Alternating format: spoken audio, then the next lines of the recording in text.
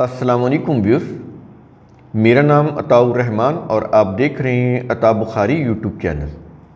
قرآن کریم کی مسلسل ایکسپوزیشن کے سلسلہ میں آج ہم سورہ آل عمران کی آیت نمبر 133 کی ایکسپوزیشن کریں گے۔ اس آیت کے اندر اللہ تعالیٰ کی حفاظت یعنی سمانے حفاظت کس طرح سے مل سکتی ہے انسانوں کو، اس کی بات کی جا رہی ہے، اور انسانوں کی ربوبیت یعنی پرورش کیسے ہو سکتی ہے اس کی بات کی جا رہی ہے۔ تو شروع کرتے ہیں۔ اس کے الفاظ ہیں وَسَارِعُوا إِلَىٰ مَغْفِرَةٍ مِّن رَبِّكُمْ۔ بہت قابل غور الفاظ ہیں، سنیے کیا کہہ رہا ہے۔ کہہ رہا ہے کہ اور تم اپنے نشو نما دینے والے یعنی رب کی حفاظت حاصل کرنے کی طرف جلدی کرو۔ ترجمے میں وہ پڑھے ہیں کہ تم بخشش کے لیے جلدی کرو، یہ مغفرت کا ترجمہ بخشش کیا ہوا ہے، یہ حفاظت ہوتی ہے۔ مغفر عربی میں کہتے ہیں جو جنگ کے اندر قیدی اپنے سر کے اوپر آنے خود لے کر لڑتے تھے، پتھر کے بھی بنے ہوتے تھے، لوہے کے بھی بنے ہوتے تھے۔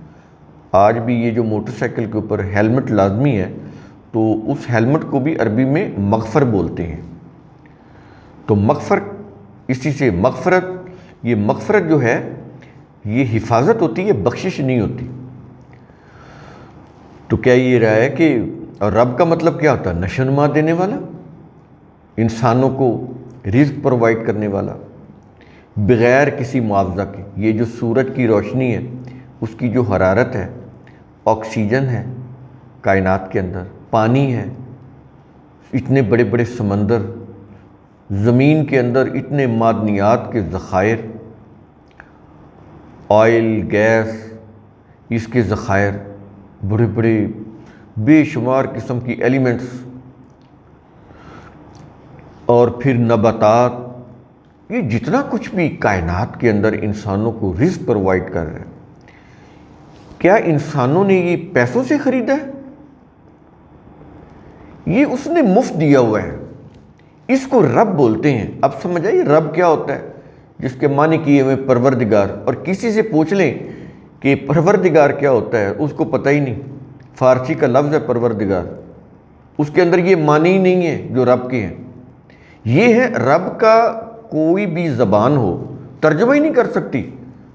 آپ اپنے الفاظ سے کوئی اس کا مفہوم سمجھا سکتے ہیں، جیسا کہ میں نے آپ کو سمجھایا کہ رب کون ہوتا ہے۔ یہ رب ہوتا ہے جس نے یہ سارا کارخانہ کائنات انسانوں کو رزق پرووائڈ کرنے کے لیے بنایا ہے، اور انسانوں نے کوئی پیسے سے یا اپنی محنت سے نہیں لیا، مفت ملا ہے اس کو، بغیر پیسے کے، بغیر مزدوری کے۔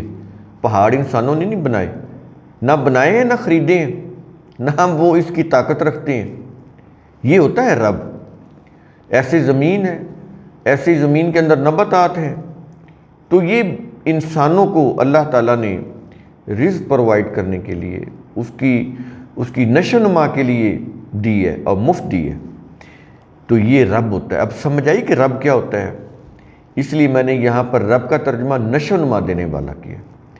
تم اپنے نشو نما دینے والے کی مغفرت یعنی حفاظت حاصل کرنے کے لیے جلدی کرو۔ وساریو، یہ اسی سے صورت ہے، یعنی جلدی کرو، یعنی یوں کہہ لیں کہ سستی کے ساتھ بیٹھ نہ جاؤ، مایوس بھی نہ ہو، سستی بھی نہ کرو، ایکٹیو رہو، ڈائنامک پرسنالٹی ہونی چاہیے۔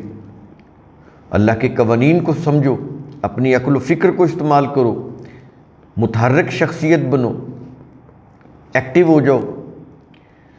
تو ایکٹیولی ان قوانین کو سمجھ کر ان کے اوپر عمل کر کے آگے بڑھو، یہ کہہ رہا ہے قرآن کریم۔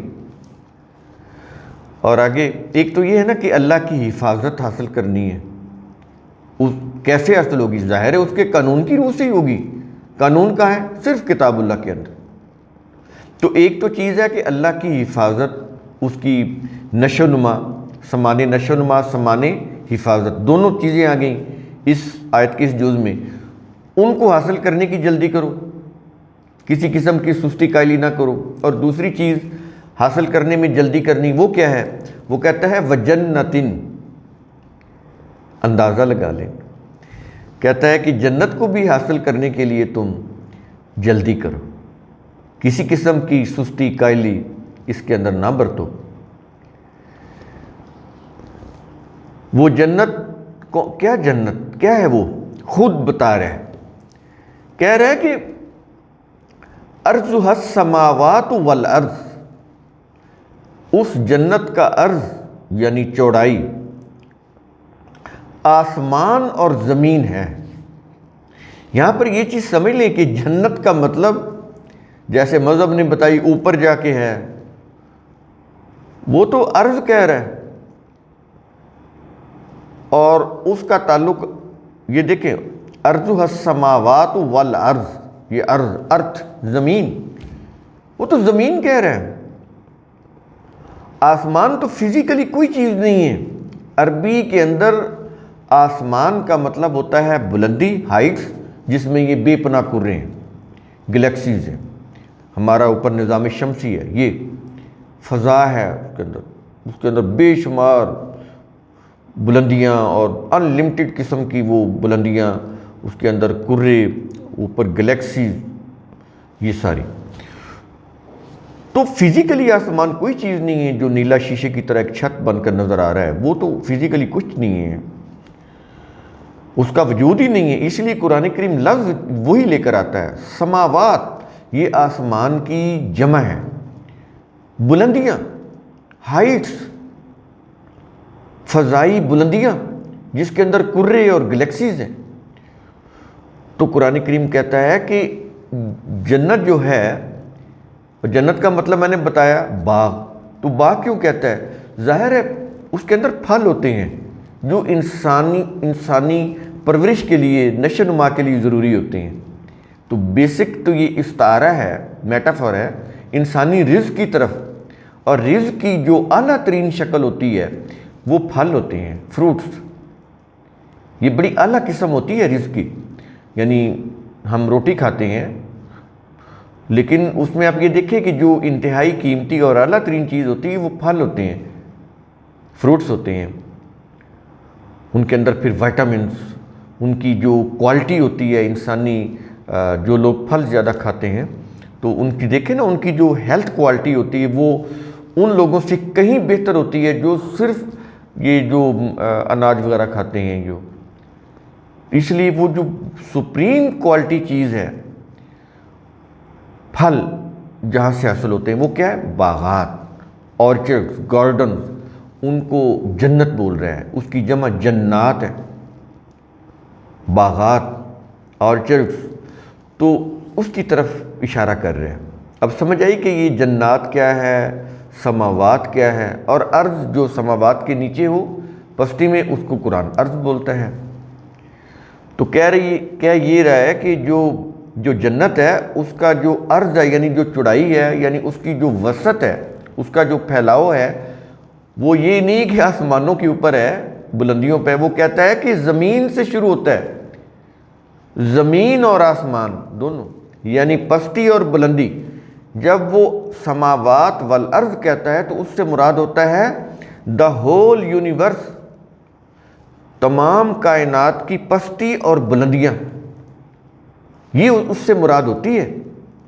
تو اب سمجھ آئی کیا چیزیں ہیں، کیا کہہ رہا ہے قرآن کریم، کہ یہ جو جنت ہے اس کا جو پھیلاؤ ہے، اس کی جو وسعت ہے، وہ کائنات کی پستی سے شروع ہوتی ہے اور بلندیوں تک ہے۔ تو وہ تو اس زمین کو، ارض کو کہہ رہا ہے کہ یہاں پر جنت ہوگی۔ اب سمجھ آئی کہ قرآن کریم کس طرح سے جنت کو ڈیفائن کر رہا ہے۔ ارضها السماوات والارض، صرف سماوات نہیں کہہ رہا، ارض بھی ساتھ کہہ رہا ہے، زمین۔ تو اس جنت کی وسعت کائنات کی بلندیوں اور پستی میں ہر جگہ پھیلی ہوئی ہے۔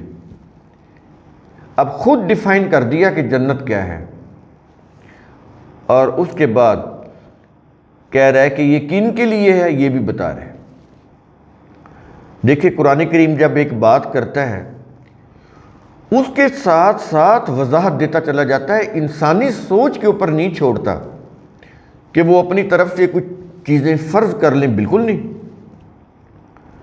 جنت بتایا تو پھر جنت کا یہ بھی تفصیل بتائی کہ اس کا عرض آسمان اور زمین ہے، اور پھر بتایا کہ کن کے لیے ہے، کہہ رہا ہے کہ اعدت للمتقین، جو متقین کے لیے تیار کی گئی ہے۔ متقین کون ہوتے ہیں؟ جو اللہ کے قوانین کی پابندی کرتے ہیں اور ان قوانین کی خلاف ورزی کے تباہ کن انجام سے ڈرتے ہیں، ان کو متقین بولتا ہے قرآن کریم۔